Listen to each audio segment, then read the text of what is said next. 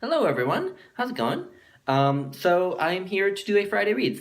I'm going to be talking about books I've been reading that aren't Shakespeare. I mentioned at the beginning of the month that I want to finish reading the complete plays of Shakespeare, not his sonnets and poems, but his plays. And so I've been doing that. I said I think that I want to read them by the end of November. I that turned out to be a bit much, so I'm gonna push for reading them by the end of the year. So I have 8 left. I'm currently working on Twelfth Night. um, but anyway, I'm not going to talk about those. I think to talk about those, I'm gonna post a video toward the end of the year where I just talk about my favorite Shakespeare plays. Um, because it didn't seem to make much sense for me to come and do Friday Reads videos and be like, yeah, I read 3 more Shakespeare plays, and then the next week it's like, yeah, I read 3 more Shakespeare plays, because I feel like it would get repetitive, because it is the same author. There are repetitions throughout the work, and a lot of what I have to say about each play is sort of similar, so yeah, I'll just do a sort of favorite plays near the end of the year. But yeah, I've been reading some books other than Shakespeare, obviously. I actually took a break from reading Shakespeare last week because it just became a bit too much of the same author for a while, and so I needed a rest. And this week I have been reading Shakespeare and reading some other books. So so it's actually sort of a Friday Reads for 2 weeks. But I'm gonna start. I'm gonna do these in order of how much I have to say about them. So starting with The Little Prince by that French guy whose name I'm not going to try to pronounce.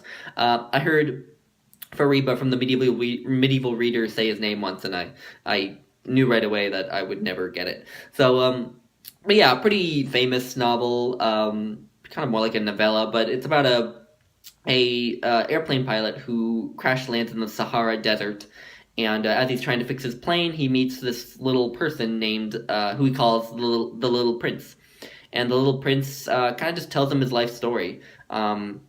And the Little Prince is from this little asteroid. He lived on this asteroid that was, as the book described it, not much bigger than him. And at one point, he had a little flower that he took care of, but they got the flower could talk, of course, but they got estranged, he and the flower, so he left and kind of traveled around the universe.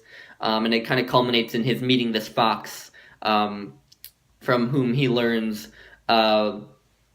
about relationships, sort of. And I really loved the ethic in this novel. It was a very humanistic message, I think, about human relationships. While humans are cosmically insignificant, human relationships are still beautiful because they're important to each of us. Each individual has his or her relationships, and those are important to them, and so it's beautiful even if we're cosmically insignificant. And so I did like this. I maybe wasn't blown away by it like I thought I would be, but I think that's more me having unrealistic expectations more than this not being a great novel. So yeah, The Little Prince. Next is one of my nonfiction November picks. It's Hiroshima by John Hersey. So this is John Hersey. This was published in 1946. It's John Hersey's journalistic account of 6 people's stories after the dropping of the atomic bomb on Hiroshima at the end of World War II, and just what they experienced in the days following it. And John Hersey writes in this very dry, descriptive style. I think he really tried to just present an objective view of what happened. He doesn't interpose with the story to give you any kind of worldview or analysis of it. He just gives you what happens, and I really like that. And it really, for that reason too, I think, because it's so simply written, it reads like a novel. So it was very entertaining to the extent that something this harrowing can be entertaining. But it's just insane the things that these people went through. But what's almost crazier is the fact that they were able to go through all of this, following this bomb, and then go back to normal everyday life. Like I almost find that weird. Like I don't know. I mean, I must be underestimating the power of humans to heal, but yeah, I mean, because you hear about people's skin just kind of pulling off their hand, people with burns all over their bodies, a woman who has a broken leg and it kind of bends the wrong way. Just like I just can't imagine going through all of this and seeing all this death and suffering, and then going back and drinking a glass of coffee. I don't know. But yeah, I mean, I think this speaks for itself. Very powerful. This is a reread for me, but it was just as powerful on the second reading. So yeah, highly recommended. Next is a book that Steve sent me. He sent to me because he knows I am a Tolkien addict, and so it is The Layin, Aotrou, and Itroun by J.R.R. Tolkien. This is a narrative poem that was originally published in a sort of obscure literary journal called the Welsh Review. This is edited by Verlyn Flieger and has an introduction by Christopher Tolkien, who is Tolkien's son. The Lay of Aotrou and Itroun is about a man and woman who are childless, haven't been able to have a child, and so the man goes to a witch and she gives him a potion that is supposed to allow his wife to have children.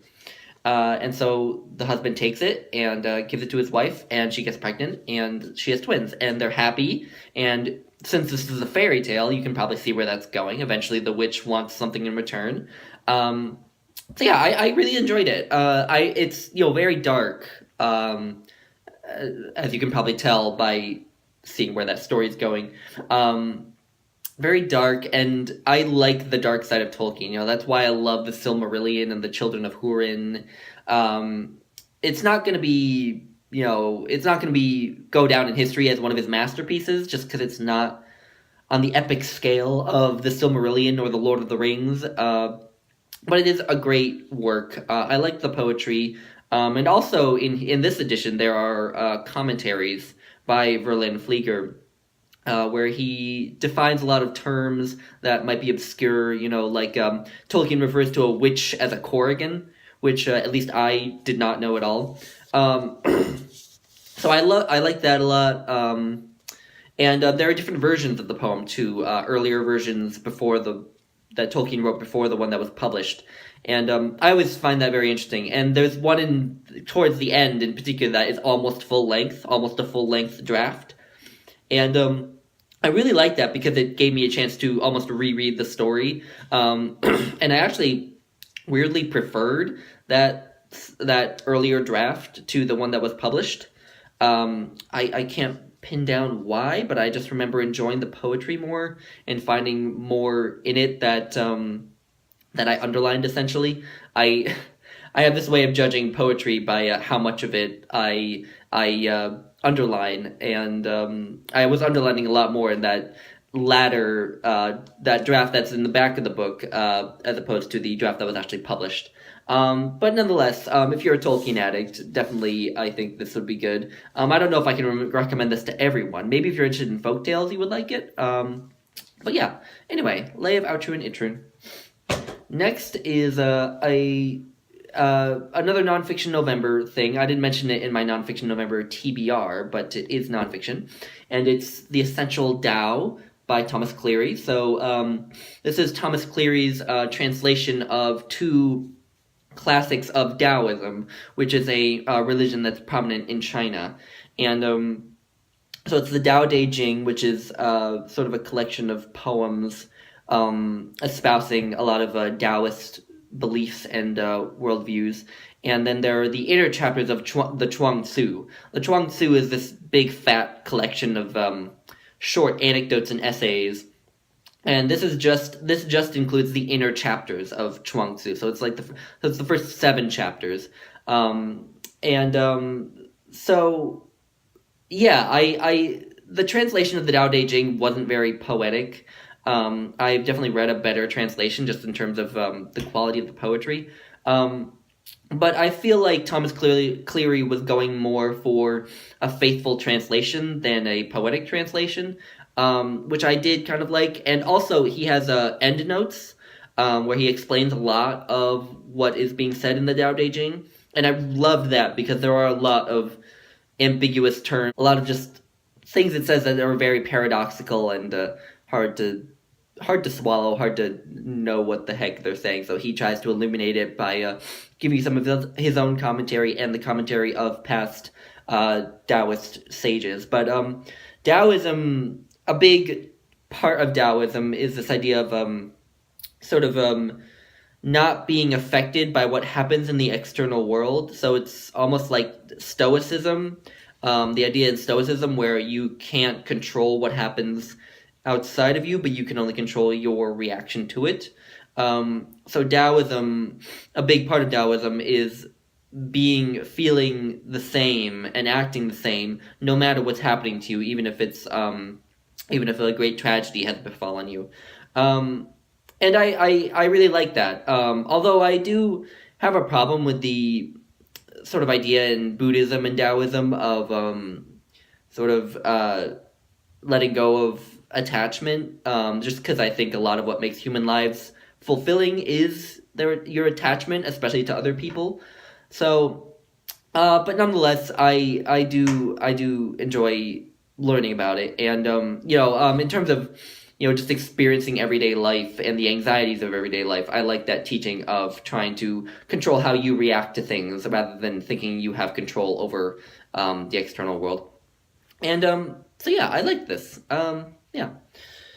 Next is another narrative poem. It's a Bouquet of Czech Fairytales by Karel, Jaromir, Erben. So this is a collection of Czech folktales that was published in the 1800s by the Czech romantic poet Karel Jaromir Erben.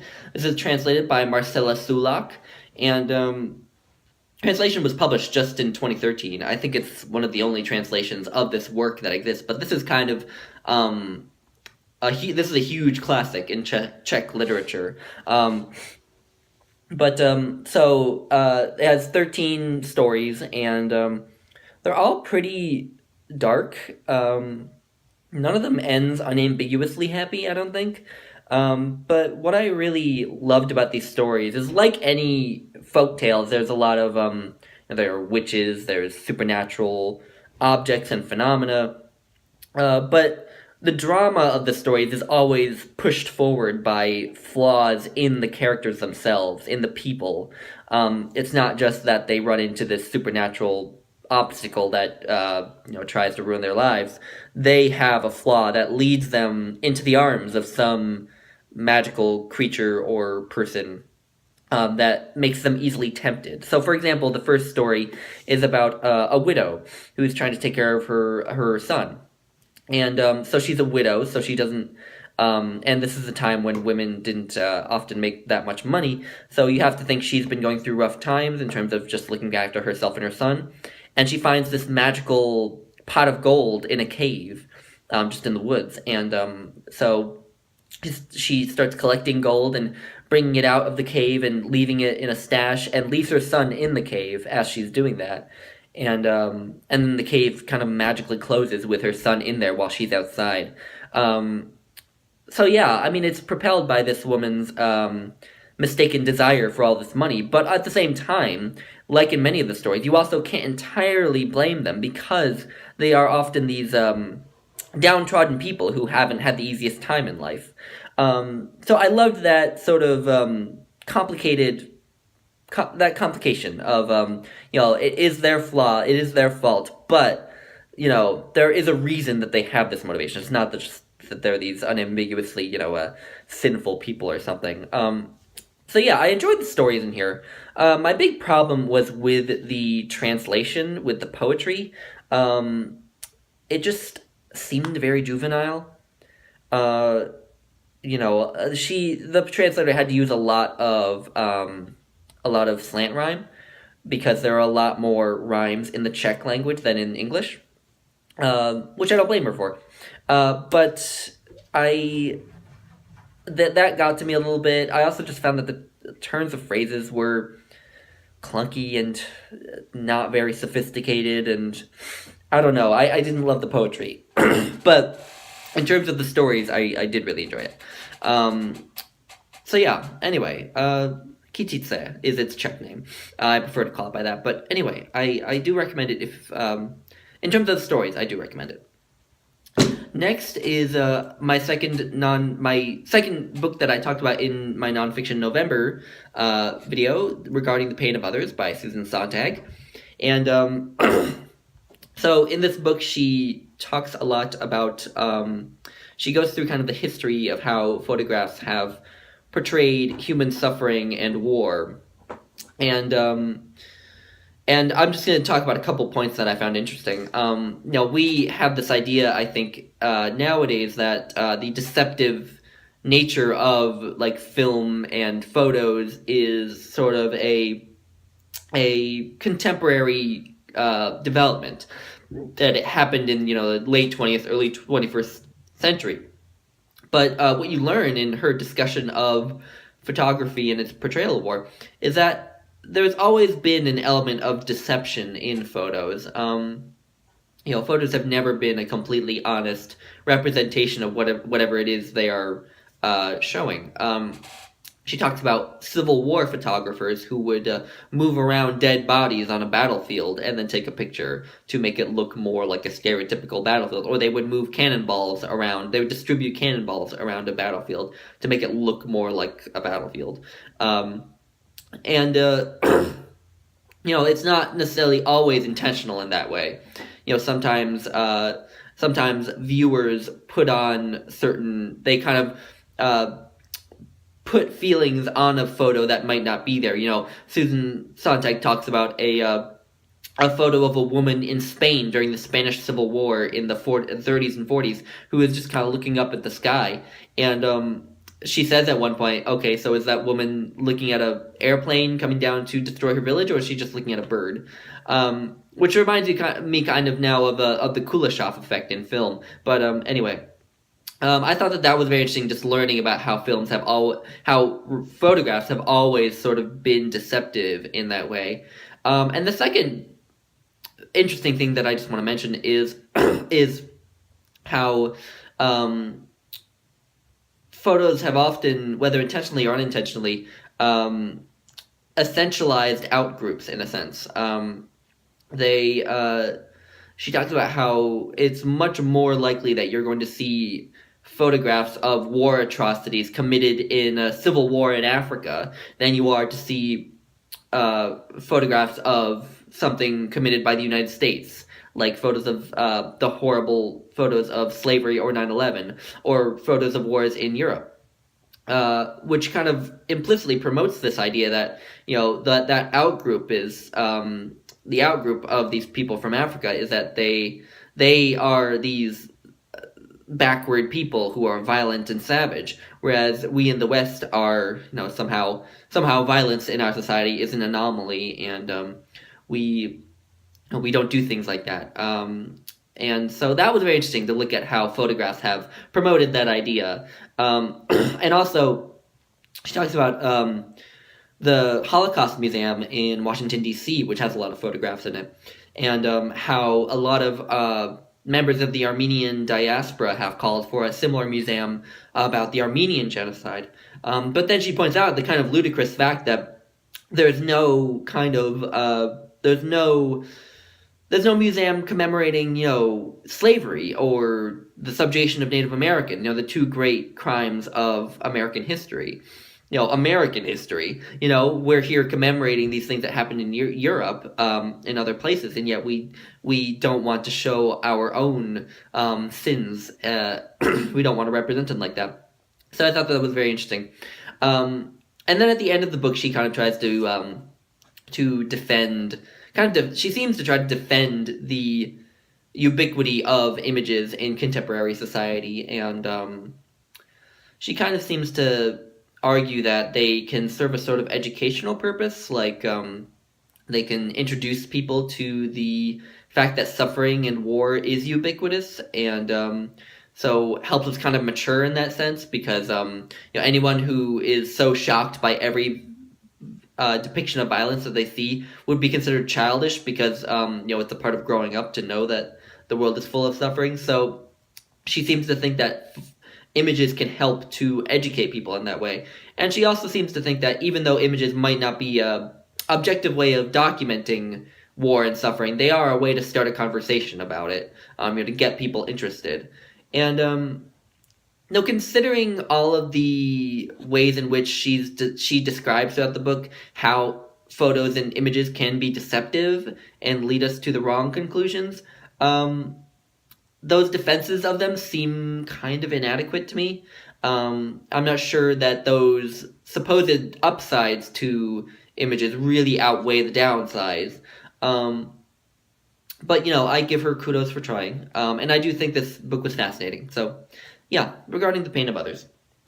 And lastly is a book I just started yesterday. It's another Czech author, Václav Havel, The Power of the Powerless. This is a collection of essays, the longest of which is the eponymous essay by Václav Havel. There are a number of other essays by Czech political scientists and theorists and philosophers. And but Havel's essay, this was published in 1978, so it was published under the communist regime in Czechoslovakia, and it was censored when it was published. And so Václav Havel, in his essay so far, what he's discussed is just how the totalitarian regime of communism is a bit different from how people traditionally think of dictatorships, because unlike a lot of dictatorships where the dictator kind of gains power, rules for a little while, then is deposed or dies, in communist dictatorships, as he saw them, had so invaded everyone's everyday lives. He uses this hypothetical anecdote about a greengrocer who has this storefront where he puts the sign that reads, "Workers of the world unite." And he says, okay, does this greengrocer actually believe that? Or does anyone walking by that store need to know that or even care? And he seems to say that no, they don't. But these are the little things that everyone has to do in order to, show their obedience to authority, lest they become suspects, lest they be suspected of being, class traitors or something. And the fact that those little things, even though those little things, like the sign in the greengrocer's storefront, don't seem big on their own, they are symptomatic of a much bigger totalitarian regime, and that is present in people's minds. So I haven't read the whole thing, so I don't have his entire point, but I've been finding it fascinating so far. Just his look at he also describes ideology in a very fascinating way, I think. I've been thinking maybe doing an entire video on the power of the powerless might be good, because it seems to have a lot in it that will be very relevant to the contemporary United States. But yeah, so not that far, as you can see. But anyway, yeah, I'm going to spend the rest of the today reading this. And yeah, so that is what I've been reading. So thank you for watching, guys. Bye.